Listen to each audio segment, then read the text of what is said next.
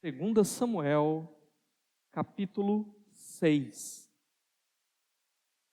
Meu desejo essa noite é que a gente consiga ver dos versículos 12 até o versículo 23. Ok? Meu desejo é esse. Se vai se concretizar ou não, nós vamos nos manter aqui dentro do tempo, né? Mas espero que a gente consiga ver todos esses versículos, tá bom? Nesse momento, nós vamos ler só o versículo 12. Então, se você abriu aí, 2 Samuel, capítulo 6, vamos ler agora o versículo 12. E aí você deixa sua Bíblia aberta para a gente ver o restante ao longo da exposição, tá? Diz assim a palavra de Deus. E disseram ao rei Davi: o Senhor tem abençoado a família de Obed-edom e tudo que ele possui por causa da arca de Deus. Então Davi, com grande festa, foi à casa de Obed-edom e ordenou que levassem a arca de Deus para a cidade de Davi. Até aqui, ore comigo mais uma vez. Deus, obrigado pela tua palavra.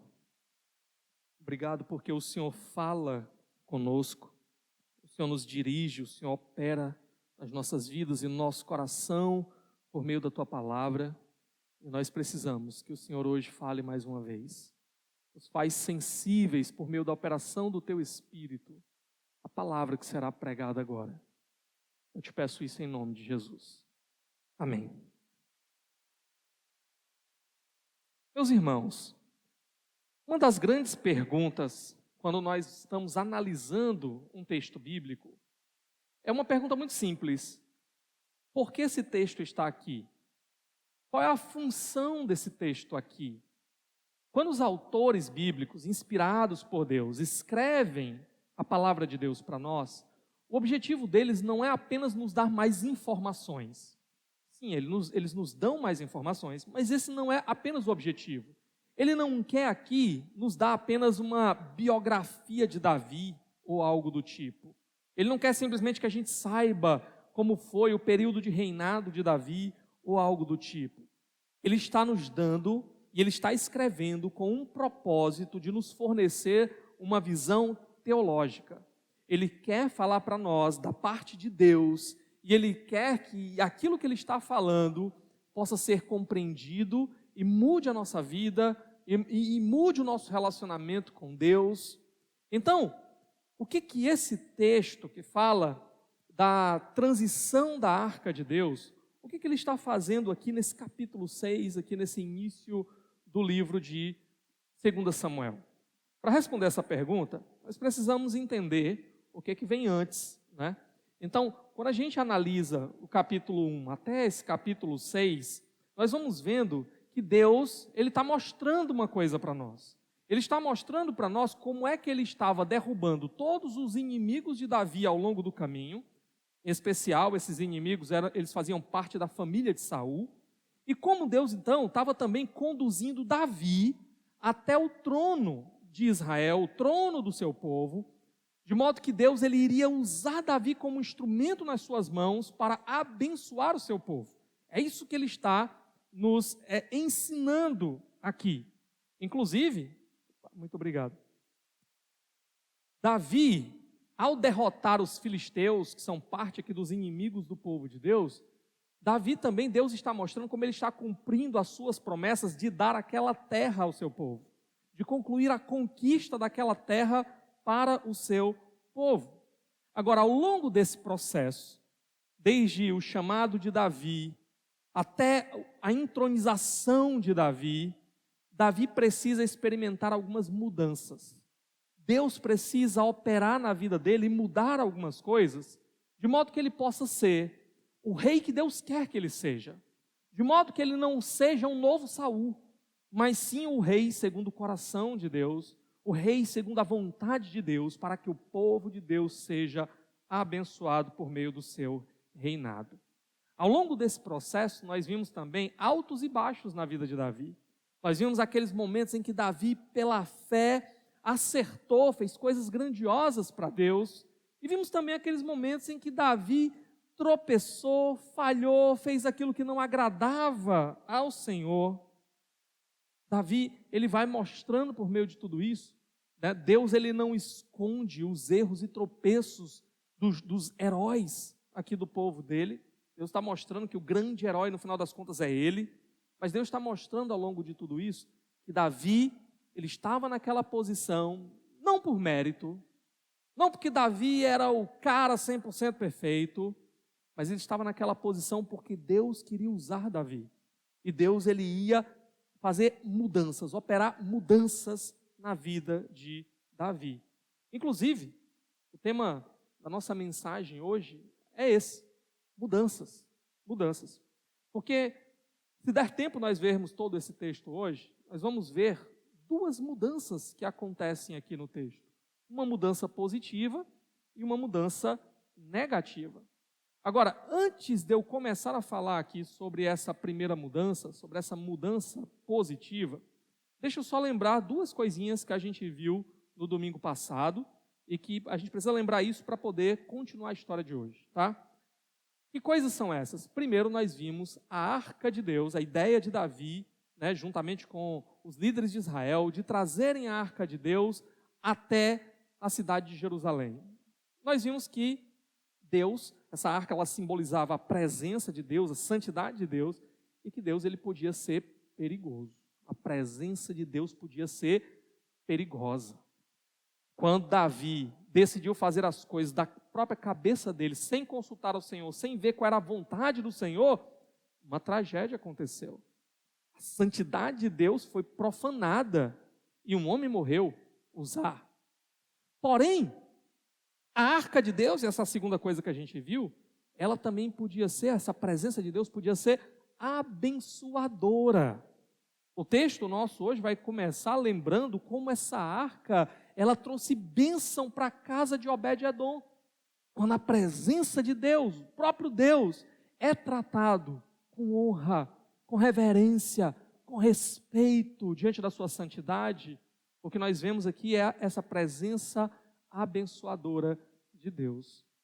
Foi o C.S. Lewis, né, no seu livro O Leão, a Feiticeira e o Guarda-Roupa, né? Quem já leu esse livro? Alguns, né? Pronto, as Crônicas de Nárnia, ok? Foi ele que escreveu lá, né, num diálogo entre um dos personagens com a Lucy, ele diz que vai apresentar ela para Aslan, e que Aslan era um leão. E a Lucy fica então com medo. Nossa, não é perigoso? E o personagem vai dizer, é claro que é perigoso. É claro que ele é perigoso. Mas tem um detalhe, ele também é bom. Deus é perigoso e é bom, né? A maneira do C.S. Lewis mostrar para nós essas duas verdades da presença de Deus, tá? Então, e o que vai mudar as coisas é a maneira como nós nos apresentamos diante desse Deus, não é? Bom, mas vamos então ver aqui a primeira mudança. Olha comigo de novo o verso 12. E disseram ao rei Davi, o Senhor tem abençoado a família de Obed-edom e tudo que ele possui por causa da arca de Deus. Então Davi, com grande festa, foi à casa de Obed-edom e ordenou que levassem a arca de Deus para a cidade de Davi. Pronto. O que nós temos agora? A notícia de que a arca de Deus, que tinha ficado 3 meses na casa de Obed-edom, estava trazendo bênção para a casa de Obed-edom, para a família de Obed-edom, para tudo na vida de Obed-edom. Enfim, essa notícia chega para Davi. E Davi, então, ele toma uma decisão. É interessante o texto dizer que o Senhor tem abençoado a família de Obed-edom e tudo que ele possui por causa da arca de Deus. Deus tem abençoado por causa da sua arca. Deus, ele tem um zelo pela sua arca. Porque, mais uma vez, é o símbolo da sua presença e da sua santidade. Deus, ele tem zelo, ele tem amor por si mesmo. Isso é muito importante a gente entender. Às vezes nós temos ideias erradas. Quando Deus, Ele nos chama a adorá-lo, e que nós precisamos ir à presença dEle, cantarmos louvor a Ele, adorarmos ao Senhor, servirmos ao Senhor. Alguns às vezes imaginam que Deus é um ser talvez meio carente, né? Ele está então ali, meio triste, precisando então que alguém vá lá e adore e faça alguma coisa. Não, irmãos. Deus, Ele é plenamente satisfeito em si mesmo. Pai, Filho, Espírito Santo, num relacionamento de amor profundo, desde antes da fundação do mundo. Deus é o maior objeto do amor do próprio Deus. E para a gente isso às vezes é difícil de entender, porque nós pensamos assim, ora, mas se eu fosse o maior objeto de amor de mim mesmo, isso seria muito egoísmo, não é? Isso seria algo errado. De fato, se você fosse o maior objeto de amor de você mesmo, você seria um megalomaníaco, né? Alguém que se acha acima de todo mundo, ok? Mas por que isso é errado? Porque você não é digno do maior amor. Você não é digno de todo o seu amor e de toda a sua dedicação. Mas Deus, Ele é digno. Ele é o objeto digno de todo louvor, toda adoração. De modo que quando Ele nos convida a adorá-lo, Ele nos convida a provar disso, dessa grandiosidade, dessa glória que só se encontra nele. Ele está colocando à nossa disposição um relacionamento com aquele que é mais grandioso, mais glorioso. E se Ele mesmo adorasse ou amasse algo mais do que Ele mesmo, isso seria idolatria. Deus não pode cometer idolatria, né? Ele estaria amando algo que tem valor menor do que Ele mesmo. Haja assim. Então, por amor de si mesmo, às vezes a Bíblia apresenta assim, por amor do seu nome, não é? Aqui por amor da sua arca, símbolo da sua presença. Deus então, Ele abençoa a família de Obed-edom, porque estava tratando a arca como deveria ser tratado, com respeito, com cuidado adequado, coisa que faltou quando Davi foi lá buscar essa arca. Então Davi agora ele vai experimentar uma mudança, ele se sente encorajado para trazer a arca de novo.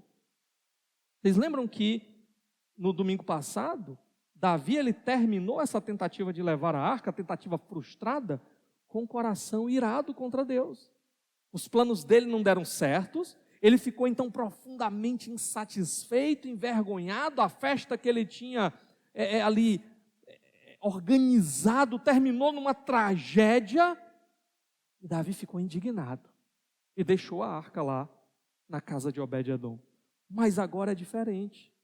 Agora o texto diz para nós, olha a mudança. Então Davi, com grande festa, com grande alegria, o que acontece? Foi à casa de Obed-edom e ordenou que levassem a arca de Deus para a cidade de Davi. Então agora vai conseguir levar essa arca. Mas a pergunta que fica para nós é, como é que Davi consegue agora? Da primeira vez, ele não conseguiu. Deu tudo errado. E dessa vez, o que Davi faz para conseguir levar essa arca? O nosso texto aqui, de 2 Samuel 6, ele não vai entrar em muitos detalhes. Mas o texto paralelo, lá em 1 Crônicas capítulo 15, é um texto que ele vai contar essa mesma história, mas ele vai trazer mais detalhes para nós. Então, eu vou ler aqui rapidamente para vocês, o capítulo 15, versos de 2 a 4, e depois eu vou pular para os versos de 11 a 16, e nós vamos ver alguns detalhes do que foi que Davi fez para conseguir isso daqui, tá? Então, deixa eu ler para você, olha só, a partir do verso 2. Então Davi disse, somente os levitas poderão carregar a arca de Deus, pois para isso o Senhor os escolheu e para ficarem sempre a seu serviço. Davi reuniu todo Israel em Jerusalém para trazer a arca do Senhor para o lugar que ele lhe havia preparado. Reuniu também os descendentes de Arão e os levitas, e aí ele começa a dizer o nome de vários desses levitas. Aí chega no versículo 11, ele diz, em seguida, Davi convocou os sacerdotes Zadok e Abiatar, os levitas Uriel, Asaías, Joel, Semaías, Eliel e Aminadab, e lhes disse: vocês são os chefes das famílias levitas. Vocês e seus companheiros levitas deverão consagrar-se e trazer a arca do Senhor, o Deus de Israel, para o local que preparei para ela. Pelo fato de vocês não terem carregado a arca na primeira vez, a ira do Senhor, o nosso Deus, causou destruição entre nós. Nós não tínhamos consultado sobre como proceder. Então os sacerdotes e os levitas se consagraram para transportar a arca do Senhor, o Deus de Israel. E os levitas carregaram a arca de Deus, apoiando as varas da arca sobre os ombros, conforme Moisés tinha ordenado, de acordo com a palavra do Senhor. Davi também ordenou aos líderes dos levitas que encarregassem os músicos que havia entre eles de cantar músicas alegres, acompanhados por instrumentos musicais, liras, harpas e símbolos sonoros. E aí vem mais uma lista com o nome dos cantores aqui dentro dos levitas, tá? Também aqui vai haver uma menção a sacrifícios que eles vão fazer. E a pergunta é: por que esses sacrifícios, esse sangue derramado, coisa que a gente também não viu no relato aqui do capítulo 6 anteriormente, né? Davi não fez nada disso. Vocês notam que ele está fazendo agora tudo diferente. Eu vou já dar aqui algumas explicações para vocês. Mas o ponto é, irmãos, o autor de Hebreus vai dizer que Deus, ele é um fogo consumidor. Alguém já disse, um teólogo diz, que Deus, ele é esse fogo consumidor, a sua santidade é como esse fogo consumidor, pronta para devorar tudo que é mal e tudo que é pecaminoso. E o problema é que nós, por causa do nosso pecado, é como se nós estivéssemos encharcados do álcool do pecado. E aí você já pode imaginar o que acontece. Quando esse álcool do pecado se encontra com o fogo consumidor da santidade de Deus, o Zá cai morto no chão. É isso que acontece. Então, os sacrifícios tinham sido ordenados por Deus como substitutos para esse povo pecador. O povo de Israel não foi escolhido porque era um povo sem pecado, o povo que fazia tudo certinho diante de Deus. Não. Deus disse: vocês acham que eu escolhi vocês porque vocês eram melhores do que as outras nações? De jeito nenhum. Vocês eram os menores. Amar vocês. Entrar.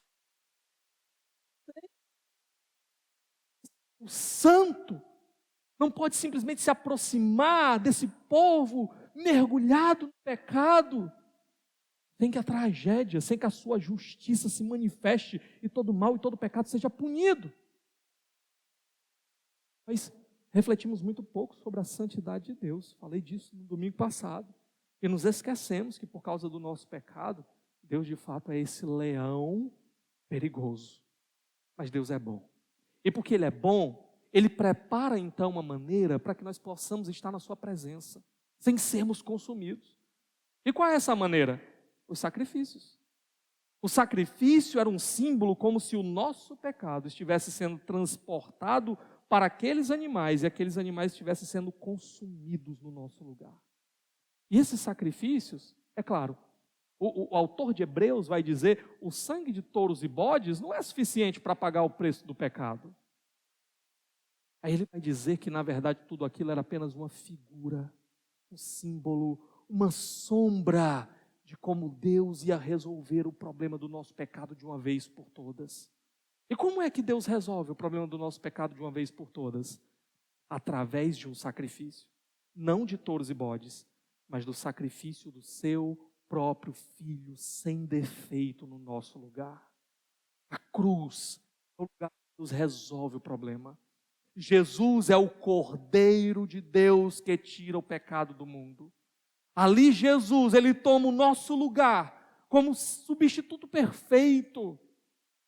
Não como valor do ser humano, mas como um Deus que se fez homem e, portanto, tem valor eterno.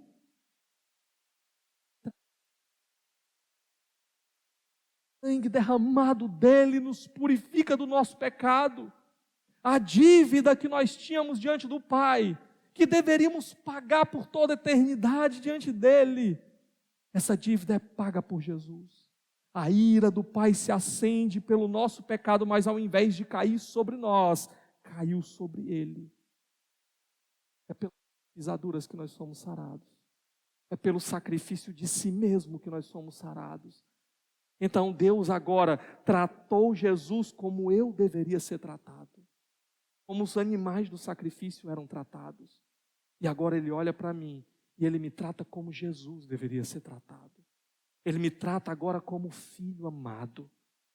Quando eu creio nele, quando eu entendo essa verdade, e eu confio nele agora completamente, e eu me entrego a ele completamente, ele me recebe. Merecer. Eu posso entrar na sua presença, no seu trono de graça, por causa daquilo que Jesus fez no meu lugar. É isso que os sacrifícios aqui apontavam, simbolizavam para nós. Bom, a verdade é que todos nós éramos usar. Todos nós deveríamos cair fulminados diante da presença de Deus. Porque nós mesmos somos pecadores. Alguém já disse que o espantava nesse texto não era o fato de Uzá ter caído morto quando tocou na arca santa e gloriosa de Deus. Ele disse, o que espantava ele ao ler esse texto é que os outros 30.000 que estavam ali fazendo as coisas da maneira que Deus não tinha ordenado, não terem caído juntamente com Uzá no chão. Bom, o que nós temos aqui? Davi, ele reconhece, no texto que nós lemos de 1 Crônicas, ele reconhece o seu pecado. Ele reconhece os seus erros. Essa é a primeira mudança, uma mudança positiva. Davi, ele percebeu, ele diz para os sacerdotes, olha, é porque nós não nos consagramos, vocês não se consagraram. Olha, é porque nós não obedecemos a palavra de Deus. Nós não Senhor, Deus já tinha revelado tudo. Como é que a sua arca deveria ser transportada? Por meio daquelas varas passadas na argola, e somente um grupo de levitas poderia levar, um grupo muito específico. Ele diz, mas nós não consultamos o Senhor. Nós fizemos tudo do nosso jeito. Nós brincamos com a santidade de Deus e nós não podemos continuar assim. Vamos fazer tudo diferente agora. Vamos mudar tudo isso. É isso que Davi fala. Em outras palavras, Davi então, irmãos, ele se submete, resolve obedecer a palavra de Deus. Os sacerdotes, os levitas, também se consagram. Eles também resolvem obedecer a palavra de Deus e fazer as coisas agora do jeito que Deus disse. Então, tudo muda aqui. Tudo muda. Essa é a primeira mudança. Na verdade, isso que Davi faz aqui é o que nós chamamos em outros lugares de arrependimento. O que significa esse conceito, essa ideia de arrependimento? Arrependimento é uma mudança de direção. Você estava indo nessa direção, você dá um giro de 180 graus e começa a ir na direção contrária. Davi, ao não consultar o Senhor, ao fazer as coisas do seu jeito e não do Senhor, estava indo na direção da tragédia, do juízo. Um já tinha morrido. Davi agora, ele cai em si. Ele resolve então mudar a sua direção. Ele que antes estava com o coração irado, porque os seus planos não tinham dado como ele tinha planejado, agora ele vai para Deus. Ele diz, agora eu quero fazer do jeito de Deus. Agora eu quero fazer do jeito de Deus. Ele vira as costas para o pecado, ele começa a ir agora na direção de Deus e da sua palavra. Arrepender-se, além de envolver essa ideia de mudança, envolve também a ideia de você concordar com Deus. Quando nós nos arrependemos, o que nós estamos dizendo? Deus, realmente eu estava como louco. Eu realmente estava fazendo aquilo que é errado. Eu concordo contigo, Senhor, com a tua palavra. Eu estava desobedecendo o Senhor. Eu estava fazendo o que o Senhor reprova. Eu não quero mais isso. Arrependimento envolve esse concordar com Deus. Quando Deus diz que algo é ruim, que algo é errado, que algo é pecaminoso. E concordar com Deus agora acerca do que deve ser feito. Acerca do que deve ser desejado. Acerca daquilo que agrada a Deus. Então envolve dar meia volta, envolve concordar com Deus e envolve obedecer a Deus. E é tudo isso o que Davi está fazendo aqui. Agora, um ponto que eu queria destacar também é que o texto vai dizer que agora Davi está fazendo tudo isso com grande festa, com muita alegria. Nós vimos algumas mensagens atrás que boa intenção só não basta. No começo, Davi tinha boa intenção. E ele até se animou também na boa intenção dele. Mas estava fazendo tudo desagradando a Deus. Agora, Davi não apenas está agradando a Deus, mas Davi também está novamente cheio de alegria, uma alegria correta. Fazendo agora muita festa, uma festa correta diante do Senhor. Meus irmãos, isso é importante para nós. Porque, de fato, nós devemos ter um coração alegre diante do Senhor. Sabe? Aqui, Davi, ele manda que as pessoas toquem instrumentos musicais, elas cantem louvores ao Senhor. E sabe um detalhe interessante que não vai aparecer aqui no nosso texto de 2 Samuel, mas aparece em 1 Crônicas? Eu li hoje com vocês o texto de 1 Crônicas, capítulo 16, versos de 8 a 36. E o que é que aquele texto diz para nós? É exatamente um salmo que Davi compôs para esse momento. Davi, ele se preparou para isso agora. Davi, quando voltou para Jerusalém sem a arca da primeira vez, frustrado e diante daquela tragédia, deve ter pensado: o que foi que eu fiz de errado? O que foi que aconteceu do jeito que aconteceu? Por que Deus está irado? Por que Deus não se agradou de mim? E aí ele deve ter ido consultar a palavra de Deus. E é por isso que agora ele sabe o que tem que fazer. E é por isso que agora ele está fazendo tudo certo. Mas no meio do processo, Davi também decidiu até compor um cântico, compor um salmo de alegria ao Senhor. E na verdade, esse salmo de 1 Crônicas, ele vai juntar elementos de outros salmos. Vai juntar elementos de pelo menos 3 salmos. O Salmo 105, dos versos de 1 a 15, o Salmo 96, dos versos de 1 a 13, e o Salmo 106, verso 1, e os versos de 47 a 48. Todos esses salmos lá, Davi parece que ele compila, e ele diz: é isso que nós vamos cantar para Deus. E o que é que ele canta para Deus nesses salmos? Ele chama o povo a louvar, ele chama o povo a adorar, ele lembra os feitos poderosos de Deus, ele lembra a bondade de Deus, o que Deus fez por eles, ele lembra a aliança que Deus fez, e ele chama: vamos louvar esse Deus, vamos adorar esse Deus.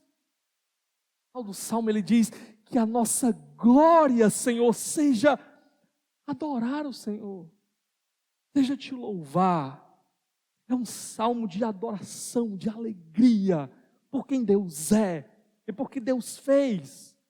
E Davi está cantando aqui. Sabe, a música é um elemento muito importante na adoração. Tanto é que Davi, ele vai organizar um grupo de cantores, dos levitas, para agora adorarem o Senhor com cântico no templo. A música, ela faz parte dessa adoração. O Senhor nos chama a cantar.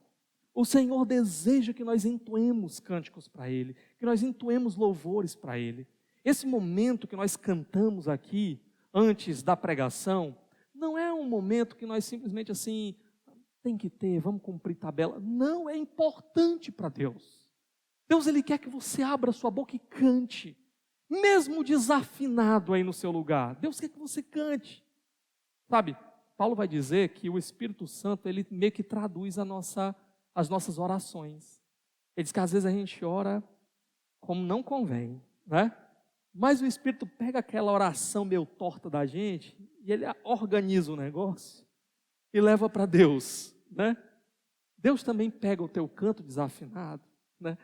Ele coloca lá no autotune, é o nome do negócio, deixa bem retinho o teu canto lá e ele recebe esse louvor, ele recebe essa adoração, ele se alegra ao ver. Mas sabe, tem uma coisa que a música faz também, é que a música ela mexe com a gente. Às vezes você chega na igreja e às vezes você vem e o seu coração não está assim tão alegre, tão disposto. Às vezes você, antes de vir para a igreja, estava fazendo alguma coisa, a sua cabeça chega meio desorientada aqui na igreja. Demora um pouquinho para você se ajustar aí no lugar e se concentrar. Mas à medida que você vai cantando, a melodia ela vai preparando, ela vai envolvendo o nosso coração. E aquelas letras, então, elas começam a fazer sentido para nós. E se elas são letras bíblicas, elas começam a nos lembrar quem é o nosso Deus, quais são as suas promessas. E então, enquanto a gente canta, o nosso coração começa a responder ao Senhor. Começa a responder. E Deus vai falando com a gente. E Deus vai trabalhando na nossa vida. Então o Senhor, Ele espera que a gente cante. Lá no Novo Testamento, por exemplo, Paulo vai dizer que nós devemos falar entre nós com salmos, hinos e cânticos espirituais. Deve fazer parte da nossa vida, dos nossos relacionamentos, do nosso dia a dia. Porque Deus trabalha também nas nossas vidas através desses cânticos, desses louvores. E como eu disse, deve haver alegria. Parte é mexer com a gente, para que a gente então se empolgue com Deus, se alegre com Deus. Você já viu aquelas músicas que você bota ali e não demora muito, você já começa a fazer assim, que você não consiga ficar parado, né? Porque ela mexe com você. Efeitos que Deus ele produz, Ele quer produzir alegria em nós. E aí, irmãos, isso é outra coisa assim que o mundo não entende.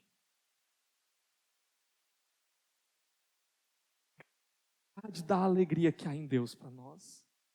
E de como Deus ele está usando todas essas coisas, e usando a vida dos irmãos, de outras pessoas, e a pregação, e a sua providência, e Ele vai usando tudo isso para abrir os nossos olhos para a alegria que há nele.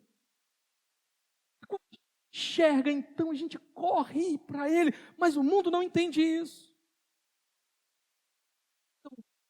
Então, que o que vai trazer verdadeira alegria, prazer para o seu coração é outra coisa que está longe de Deus e geralmente é algo que Deus reprova. Então o mundo não consegue perceber como é que nós podemos encontrar realmente a verdadeira alegria no Senhor. Sabe, para citar o C.S. Lewis de novo, né? Ele diz que nós somos como crianças, nos divertindo numa poça de lama e achando aquilo super legal, achando que aquilo é a coisa mais maravilhosa do mundo, porque a gente não conhece o tamanho do oceano, da praia que Deus tem para nós.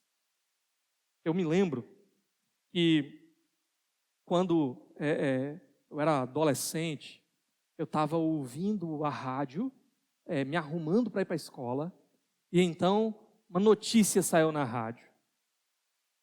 O cantor da banda Raimundos, Rodolfo Abrantes, né? Tinha se convertido ao Senhor e iria sair da banda, Raimundos. Aí eu ouvi aquilo, eu não era crente e gostava da banda. Aí eu ouvi aquilo e disse assim, acabou agora. E agora, né? Eu acho que se eu tivesse encontrado o Rodolfo naquele dia, eu tinha dito assim, meus pêsames, coitado, né? Acabou a vida dele agora. Por quê? Porque eu era tolo. Porque eu não sabia a plenitude da alegria que havia em Deus. Mas por abrir os meus olhos, tudo mudou. Dia que o Senhor abriu os meus olhos, até antes daquele momento, eu ficava relutando, né? O Senhor já começou a trabalhar no meu coração, eu ficava relutando, mas eu vou virar crente agora. Aí eu vou deixar de fazer isso, deixar de fazer aquilo. Eu só pensava em coisas que eu aparentemente ia perder e que eu ia ter que deixar para trás. Coisas que geralmente eram vazias, tolas, que só faziam mal. Mas eu pensava que eu vou perder a minha alegria. E quando Deus, enfim, abriu os meus olhos, capturou o meu coração, o meu sentimento foi: Senhor, por que eu não vim antes? Senhor, como é que eu...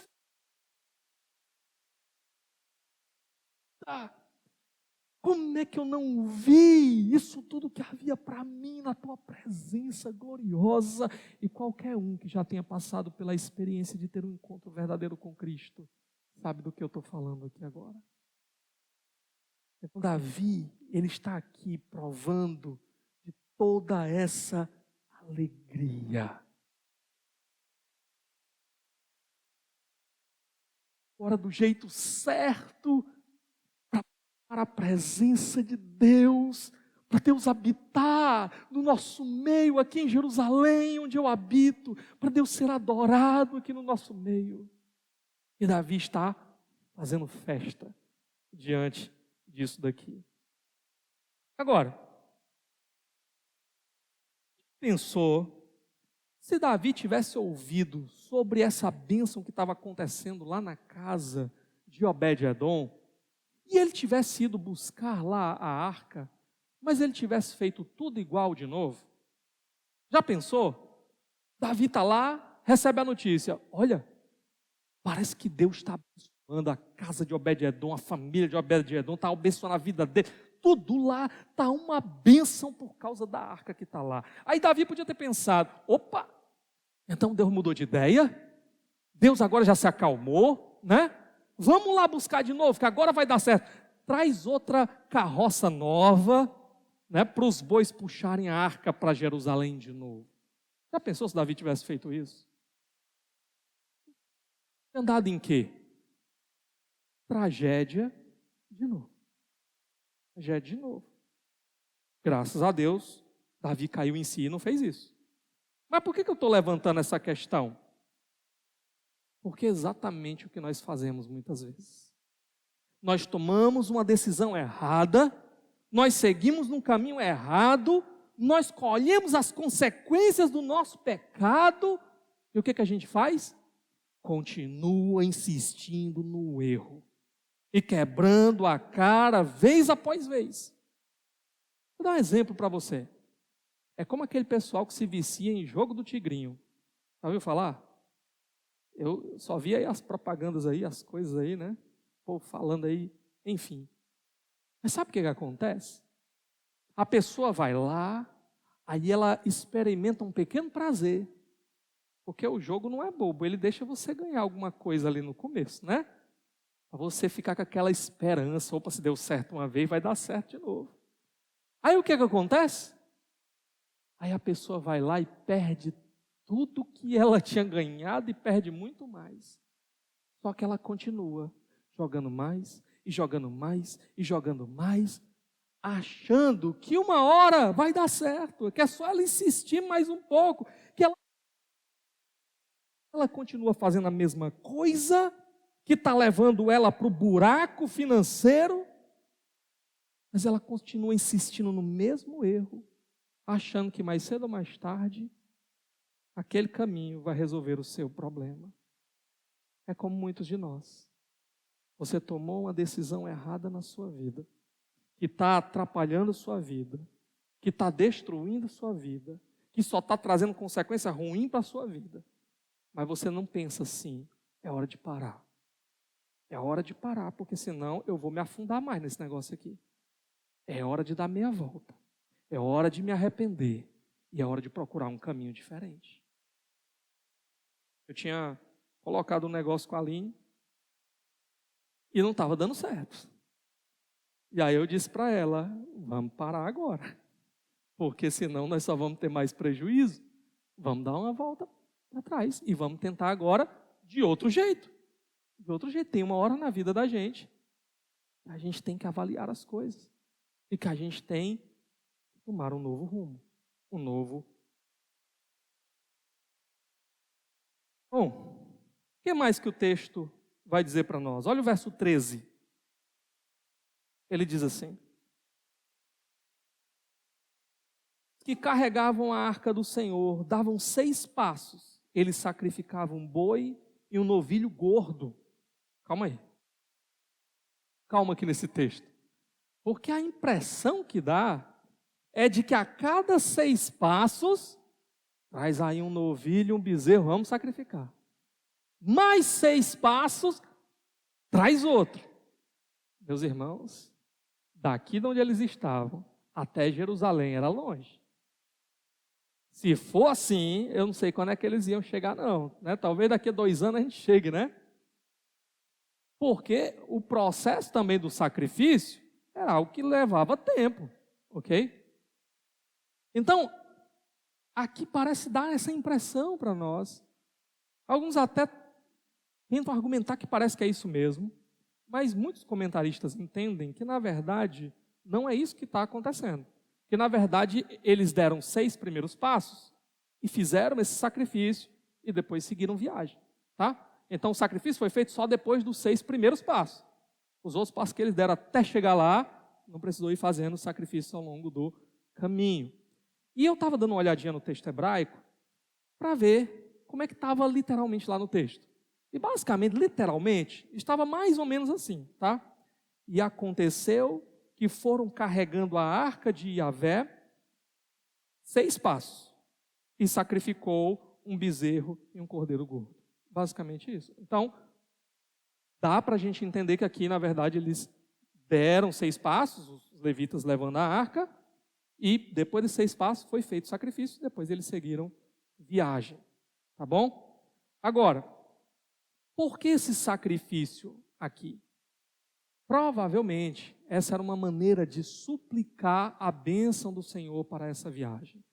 Era mais uma etapa dentro desse processo de consagração e pedindo, Senhor, nos dá uma viagem boa, nos faz levar a tua arca em paz até o nosso destino final.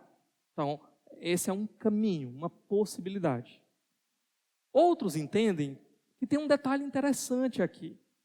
O único outro texto bíblico que nós vamos encontrar os mesmos 2 animais aqui, os mesmos 2 tipos de animais aqui sendo sacrificados, é um texto que está lá em 1 Reis, capítulo 1, versos 19 e verso 25. Esse texto fala de uma cerimônia de coroação precipitada de Adonias. Eu não vou gastar tempo explicando tudo isso, só quero que você perceba uma coisa. Esses sacrifícios estavam, portanto, associados com a cerimônia de coroação, a cerimônia de entronizar um rei. Então, alguns entendem que provavelmente, portanto, havia essa prática de que em momentos de coroação, esses 2 animais deveriam ser sacrificados. E assim, o que Davi está fazendo aqui é basicamente entendendo, o rei de Israel está chegando. O verdadeiro rei de Israel, que não era ele, era Deus. Deus era o verdadeiro rei de Israel. Está vindo para se assentar no seu trono em Jerusalém. Então nós vamos sacrificar esses animais como um símbolo da coroação desse grande rei. Essa é uma outra possibilidade para esses sacrifícios aqui. Tá bom? Bom, o que mais? Olha o verso 14 comigo. Davi, vestindo o colete sacerdotal de linho, foi dançando com todas as suas forças perante o Senhor. Vamos olhar aqui, tá? Primeiro, Davi vestindo o colete sacerdotal. Que história é essa? Davi, por acaso, era sacerdote? Lembra, todos os sacerdotes eram da tribo de Levi. Davi era da tribo de... Ouvi aí, vocês estão com vergonha de dizer? Pode dizer, vamos lá de novo. Davi era da tribo de... Aí eu sabia que vocês sabiam, né? Davi era da tribo de Judá. Então a tribo de Judá não é a tribo dos sacerdotes. Por que Davi está com esse colete aqui? Né? Então esse colete basicamente era uma roupa de linho colocada sobre as roupas. Ela era uma roupa um pouco comprida, sem mangas. E Davi está vestindo isso daqui.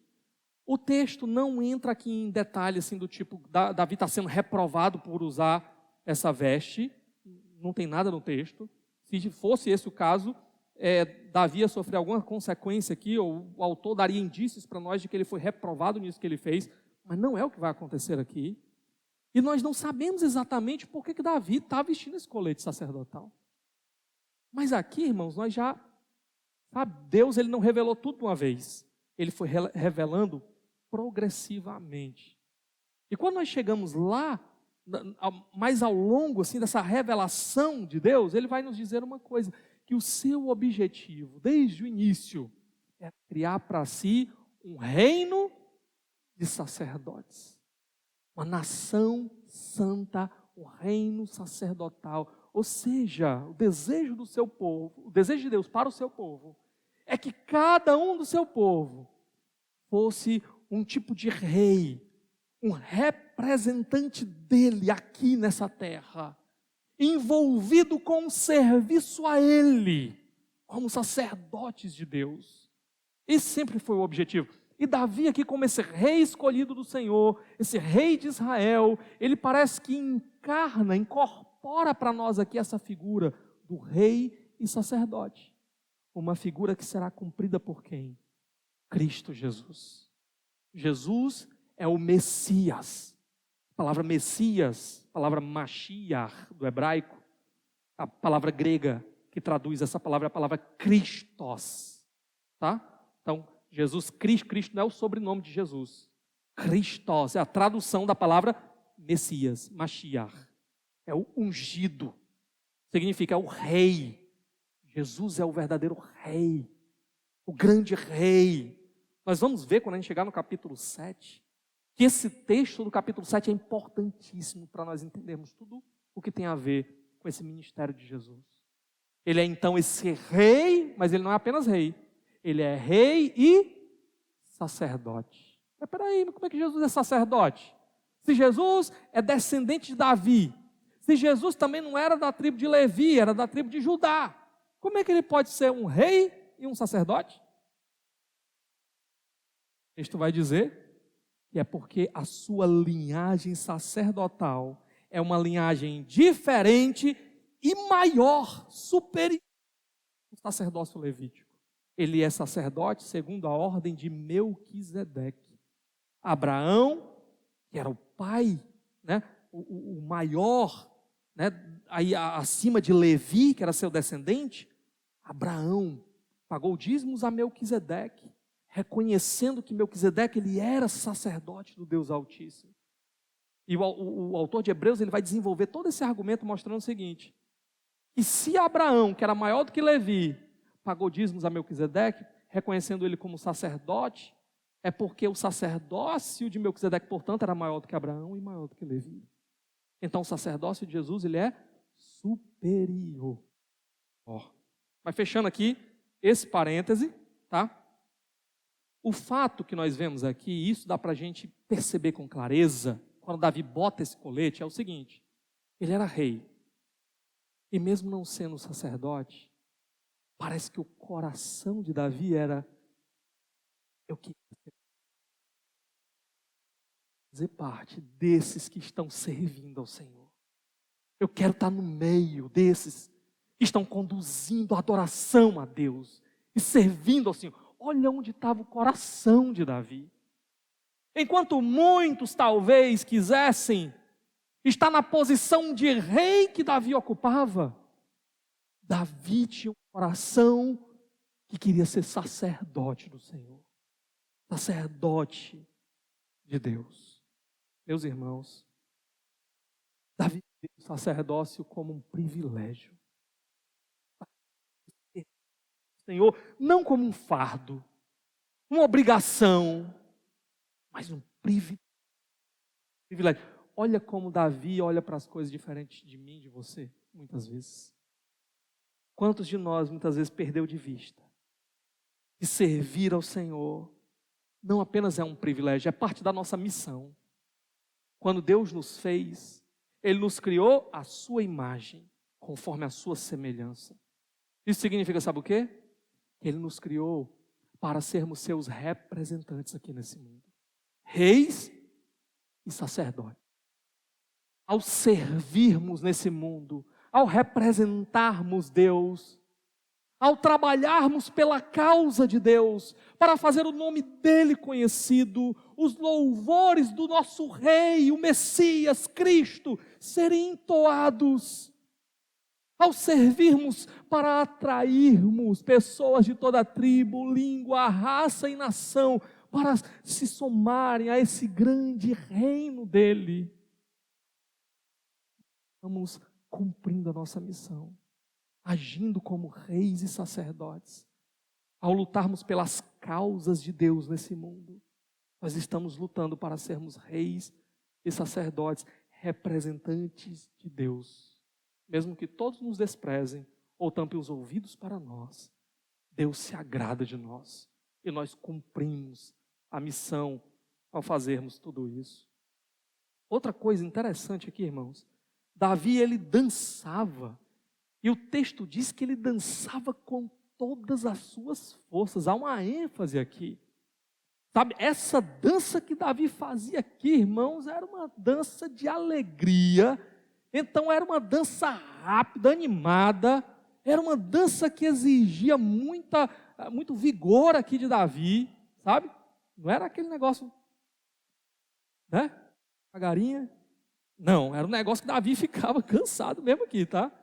Um negócio muito vigoroso.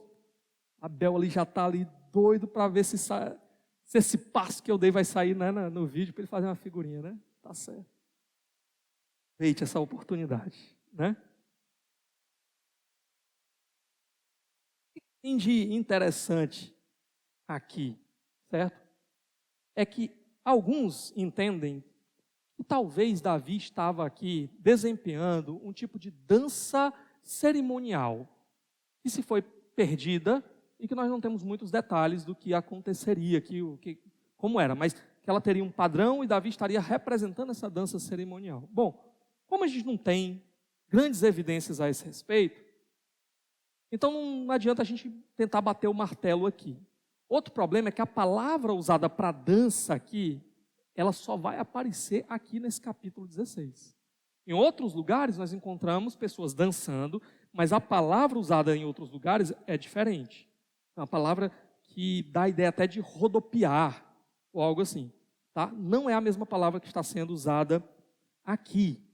Mas nós vemos em alguns contextos de adoração a Deus, onde a grande alegria, por exemplo, uma festa de Israel, organizada ou determinada por Deus, ou um momento em que o povo recebeu um grande livramento de Deus, e junto com a adoração que é prestada ali, há também esse elemento da dança sendo realizado. Por exemplo, quando a gente estudou o livro de Juízes, a gente viu um caso, lá em Juízes 21, versos de 16 a 24, quando a tribo de Benjamim ela foi quase dizimada, e houve ali uma ideia, né, para eles raptarem algumas moças, para que a tribo não acabasse. Então eles pegassem essas moças para serem suas esposas e assim dessem continuidade à sua linhagem.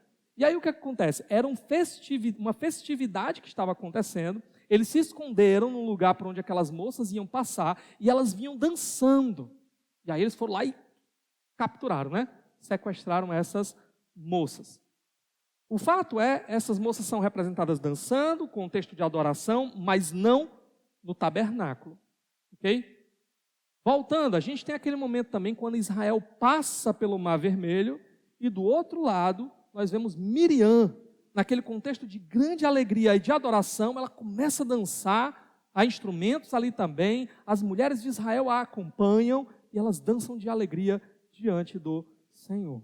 Então, o fato de Davi aqui se assemelha um pouco a esses casos, né? A arca está voltando, eles estão adorando ao Senhor pelo caminho. Agora, note, pessoas pegam algumas dessas passagens e elas encontram nessas passagens o quê? A base bíblica para o ministério de dança na igreja. Davi dançou, agora a gente tem que dançar também, né? Aqui na igreja. Olha aí, né? Que coisa maravilhosa. Bom, deixa eu dizer uma coisa para você, tá? Todos esses textos, como eu disse, eles não acontecem no ambiente de culto do tabernáculo ou do templo. E nós não encontramos nada semelhante nas sinagogas no período do Novo Testamento, nem mesmo no culto da igreja cristã do Novo Testamento. Nem na igreja primitiva, nos pais da igreja, nós não encontramos nada que se assemelhe a essa ideia de ministério de dança dentro da igreja, ok? Dentro do culto a Deus. Outra coisa importante é que geralmente a proposta para esses ministérios é que apenas algumas pessoas elas vão dançar. E o resto fica todo mundo aí assistindo a dança, né? E algumas pessoas dançando aqui na frente de um lado para o outro. Esse também não parece ser o contexto aqui. Outras pessoas, elas acompanhavam nessa grande alegria, dançando diante do Senhor. Outra coisa, essa dança que nós vemos aparecer em alguns lugares, ela geralmente é algo espontâneo. Ela não é um tipo de balé coreografado, organizado, e que tem por objetivo, nós vamos agora transmitir a palavra em forma de dança. Elas são puramente expressão de alegria diante da presença de Deus de forma espontânea. Então, se nós estivéssemos aqui e percebêssemos que Deus ele fez algo grandioso e todos nós fôssemos tomados assim de um senso de alegria e começássemos espontaneamente, no nosso lugar, a levantar as mãos e cantar ao Senhor e nos balançar de um lado para o outro, se assemelharia mais a esse contexto do que essa ideia de um ministério organizado de dança. Por fim, o mesmo Davi que está dançando aqui, que compunha salmos, era um músico, um cantor, um poeta, e que vai organizar vou botar entre aspas aqui, um grupo de louvor, para cantar dentro do templo. Ele não organiza um grupo de dançarinos do Senhor. Ministério de dança levítico de Jerusalém. Não tinha esse ministério, tá? Então, acredito que nós extrapolamos um pouco a ideia do que o texto está dizendo para tentar encaixar essa nossa visão moderna acerca de dança e trazer isso para a igreja, tá? Ok. Indo mais adiante, eu não vou chegar hoje até onde eu disse que queria chegar, tá bom? Só para deixar os irmãos calmos, nós já estamos nos encaminhando aqui para o final. Olha comigo o que acontece aí no verso 15.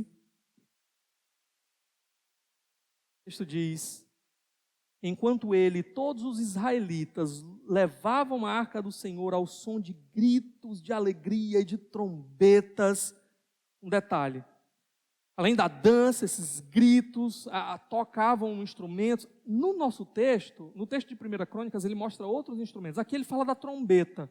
E é interessante, porque onde é o outro lugar que nós encontramos som de gritos e som de trombetas junto? Jericó. Quando o povo dá aquela volta, Deus manda o povo dar aquelas voltas em torno da cidade. Então aqui parece que o autor quer nos lembrar, junto com o seu povo. Deus está vindo para Jerusalém, o rei está vindo com poder se estabelecer no seu trono, no seu lugar. E eu vou pular o verso 16, eu vou deixar o verso 16 para o domingo que vem, e eu quero que vocês vejam comigo o verso 17. Diz assim: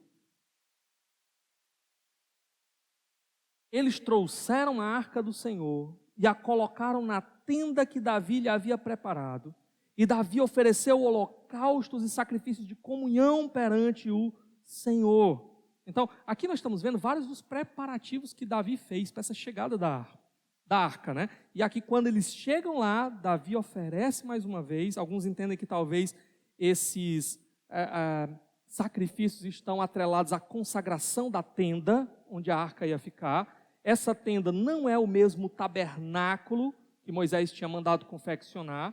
Esse tabernáculo, eu até falei em uma outra ocasião, que alguns achavam que talvez podia ter sido destruído, mas a gente tem algumas informações lá em 1 Crônicas 15, 16, e 16 do 1 ao 6, e verso 37, que parece que esse tabernáculo ele estava lá em Gibeon, mas o culto a Deus, o centro do culto a Deus não vai ser mais no tabernáculo, vai ser agora aqui em Jerusalém, ok? E a gente chega então, verso 18, o texto diz: após oferecer os holocaustos e os sacrifícios de comunhão, ele abençoou o povo em nome do Senhor dos exércitos. E que bênção é essa? Aí eu vou deixar tarefa de casa, né? Você pode ler depois Êxodo 19, do 5 ao 6, ou Deuteronômio 7, do 6 ao 11, e você vai ver ali um tipo de bênção que poderia ter sido pronunciada aqui sobre o povo. Mas basicamente, Davi está aqui pedindo o favor de Deus, a bênção de Deus, né? As promessas de Deus em favor do seu povo. E aí a gente chega no verso 19, que é o último que eu quero tratar com vocês hoje à noite. Ele diz assim: e deu um pão, um bolo de tâmaras e um bolo de uvas passas a cada homem e a cada mulher israelita. Depois todo o povo partiu, cada um para a sua casa. Esse texto é difícil de traduzir também, esses alimentos que aparecem aqui. Todos sabem que são alimentos, mas às vezes é difícil dizer que tipo de alimento específico é, ok? Então, até um momento aqui onde um é traduzido como um bolo de tâmaras, em outra possibilidade de tradução seria alguma coisa relacionada com vinho. Enfim, é uma tradução difícil. Mas o que fica claro é que se trata de alimento, é comida. E o que as pessoas entendem aqui é que, basicamente, Davi, no meio de toda essa festa, de toda essa alegria, ele quer que, de fato, todo o povo esteja alegre. E todo o povo esteja ali como que se estivesse mesmo em comunhão, feliz, satisfeito na presença de Deus. Por isso ele não despede o povo com fome, por exemplo. Ele faz questão de providenciar alimento para que todos ali comam, para que todos ali estejam juntos, celebrando ao Senhor. Ok? Bom, de tudo isso, o que nós podemos tirar desse texto aqui para nós? Eu já falei que a bênção de Deus, ela não vem acompanhada apenas de boas intenções. No início do capítulo 6, Davi estava cheio de boas intenções. Uzá estava cheio de boas intenções, mas boas intenções somadas à desobediência não vão trazer bênção de Deus para a sua vida. Ah, eu tenho um coração que é cheio de Deus. Ah, Jesus é tudo para mim. Maravilha. As pessoas dizem essas coisas assim, né? Parece tão bonito. Como é que está a tua vida diante do Senhor? Você tem vivido como se Ele de verdade fosse tudo para você? Você tem vivido como se Ele de verdade fosse o Senhor da tua vida? Ele não está só trancafiado em algum lugar que você chama de coração. Aí você abre a porta para ele sair dali, naqueles momentos de desespero. Quando está tudo dando errado, aí você abre a porta. Jesus, vem cá, sai um pouquinho aqui para me ajudar. Aí as coisas começam a se normalizar na sua vida. Jesus, entra de novo nesse quartinho aqui da minha vida, meu coração. Deixa eu trancar aqui a porta. É pequenininho, mas é confortável, Senhor. E aí você vai viver a tua vida como se Ele não fosse Senhor da tua vida. Boas intenções, palavras elogiosas para Deus, sem uma vida que de fato vive nada, não traz bênção nenhuma.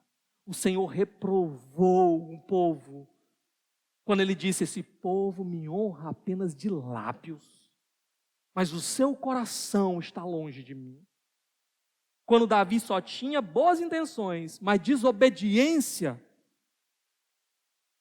não colheu bênção da parte de Deus. Quando Davi ele se volta aqui para se moldar à vontade de Deus de fato, a vontade que não é difícil de descobrir qual era, porque Deus já tem revelado. Ah, eu não sei qual é a vontade de Deus. Leia a Bíblia. Procure alguém que é experiente na fé e pergunte: o que você acha que Deus quer para a minha vida? Eu estou vivendo assim, assim, assim. Você acha que Deus aprova? Você acha que Deus reprova? Qualquer um que leia a palavra de Deus vai saber extrair os princípios da palavra de Deus e dizer para você: esse aí Deus não aprova, esse daí Deus aprova. Uma vez eu estava aconselhando uma moça E ela tinha entrado num relacionamento com um descrente. E aí eu cheguei para ela e disse assim: olha, eu não sei quem é o homem de Deus para sua vida. Não sei. Pode até ser que seja esse rapaz aí que você está namorando. Que ele seja o homem de Deus para sua vida. Pode ser ele. Mas se for ele, não é agora. Não é agora. Eu sei que agora, na atual circunstância da sua vida e da dele, agora, ele não é o homem de Deus para você. Sabe por quê? Porque a palavra de Deus é muito clara e ela diz que comunhão há entre o crente e o descrente. Não se ponha em julgo desigual. A vontade de Deus é que o povo dele se relacione com outros que são parte do povo dele e assim constitua uma família para a glória dele. O Senhor revelou isso de maneira muito clara. Ele diz que o nosso casamento deve ser no Senhor. Deve ser num compromisso dos dois, num relacionamento com o Senhor. Se não está dentro desse princípio, é desobediência. É desobediência a Deus. Ok? Então basta você ler a palavra, que você vai conhecer, você vai entender o que Deus quer para a sua vida. Agora, se você diz que ama ao Senhor e quer viver do seu jeito e não do jeito dele, pode se preparar. E Davi está aqui para mostrar para a gente no que vai dar quando a gente desobedece ao Senhor. A bênção de Deus. Deus nunca se comprometeu a abençoar alguém que quer viver em desobediência a Ele. A bênção dele está atrelada à obediência a Ele. Eu falei muito do que é essa bênção. Às vezes essa bênção nem sempre tem a ver com ganhar dinheiro. Algumas pessoas transformaram. Bênção de Deus, ganhar dinheiro. Eu não vou ter tempo para desenvolver isso aqui não. Se você quiser, tem lá no canal da igreja no YouTube, né? A pregação do domingo passado, domingo retrasado, dá uma olhadinha lá, eu explico bem direitinho como é que essa bênção de Deus pode se manifestar na nossa vida, tá? Outra coisa, pessoas às vezes, elas chegam na igreja e elas querem fazer uma igreja do jeito delas. Não sei se vocês já encontraram, né? Alguém assim, tá? Nós estamos comprometidos em fazer as coisas do jeito do Senhor. É só assim que nós vamos agradar a Ele. E nós estamos aqui é para agradar a Ele. Quando nós fazemos o que fazemos aqui, quando os irmãos se dedicam e se preparam para tocar, e para cantar, e para fazer algo, saiba de uma coisa, nós não estamos fazendo isso daqui para agradar você. Que você se alegre com a gente, tá? Nós não fazemos pesquisa de opinião. Nós não saímos pelas ruas de Itaitinga. Vem cá, se você fosse num culto, qual era o tipo de música que você gostaria de ouvir lá? Você poderia me dizer? Você gostaria de ouvir reggae, funk, bossa nova, rock, né? Ou tudo gospel, né? Queremos saber a sua opinião porque queremos agradar você. Não. O que nós fazemos aqui é para agradar ao Senhor. É para obedecer ao Senhor. Ao Senhor. E já teve gente que chegou para mim e disse: pastor, é o seguinte, eu acho que tinha que mudar isso, mudar aquilo. Eu disse assim: meu irmão, se você estivesse falando de algo que nós estamos errando, porque estamos desobedecendo a palavra de Deus, eu estaria aqui, eu seria o primeiro a dizer assim: vamos trabalhar para mudar isso. Mas o que você está querendo mudar é exatamente a identidade da nossa igreja. É parte do que nós acreditamos que Deus espera que a gente faça. E isso nós não vamos mudar. Se não está lhe agradando, sinto muito se você vai embora. Não posso lhe segurar. Mas sabe, eu não posso desobedecer a Deus. Acima de qualquer coisa, eu não posso desobedecer a Deus. Nós estamos aqui para fazer as coisas do jeito de Deus. Seja coletivamente enquanto igreja, seja individualmente na nossa vida. Na nossa vida. Outra coisa, Deus está dando uma nova chance para Davi. Sabe, do jeito que Uzá morreu naquele dia, Davi podia ter morrido, porque ele era tão responsável quanto Uzá por toda aquela bagunça que estava acontecendo ali, quando eles foram tentar levar a arca de Deus. E Davi, Deus está dando agora uma segunda chance para Davi. Essa chance tem que vir acompanhada de mudança. Como é que Davi aproveita essa chance? Ele faz tudo diferente. Ele muda tudo que precisa mudar. Ele começa mudando o próprio coração dele. Até um salmo de louvor Davi escreve aqui para o Senhor. Ele consulta a lei, ele chama os sacerdotes, ele diz: vamos mudar tudo e vamos fazer do jeito certo agora. Vamos fazer do jeito de Deus. Toda vez que Deus nos dá uma chance, é uma oportunidade de mudança para vivermos uma vida agora que agrada a Ele. Eu quero perguntar para você: será que Deus tem dado segunda chance para a sua vida? Onde é que você estava? Quem era você? Deus tem dado uma segunda chance para você, como um dia Ele deu a mim, como um dia Ele deu a vários que estão aqui. Aproveite essa segunda chance. Para quê? Não para continuar fazendo tudo do jeito que você fazia antes, mas para dizer: Senhor, muda a minha vida. Senhor, me faz essa nova criatura que a Tua palavra diz. Faz novas todas as coisas. Eis-me aqui, Senhor. Me ajude agora a viver essa nova vida para agradar a Ti, para trazer glória a Ti. É isso que eu quero. Eu quero que o Senhor olhe para mim e se agrade de mim. Meus irmãos, Deus deseja habitar no meio do seu povo. A festa no céu quando um pecador se arrepende. Porque o propósito de Deus é esse: é trazer um povo para Ele. Na direção disso. Começa com arrependimento. Começa com fé. Começa com essa mudança que só Ele pode operar. O meu convite para você aqui essa noite é que, se você olha para você e percebe que algumas coisas ainda precisam mudar, clame ao Senhor. Vá até Ele e se arrependa. Concorde com Ele. Vá até a presença dEle e reconheça o seu pecado. Senhor, eu tenho feito o que não te agrada. Senhor, eu tenho vivido da maneira que o Senhor reprova, mas eu não quero mais viver assim. Me recebe. Senhor, eu sou tão fraco, me dá a tua força, Senhor. Segura firme na minha mão. Ó Espírito de Deus, muda o meu coração. Preciso, Senhor, recebe-me, porque o que eu quero agora é a tua presença, é o Senhor habitando comigo, é o Senhor andando comigo. Jesus garante que o Senhor não rejeitará nenhum daqueles que forem levados até Ele.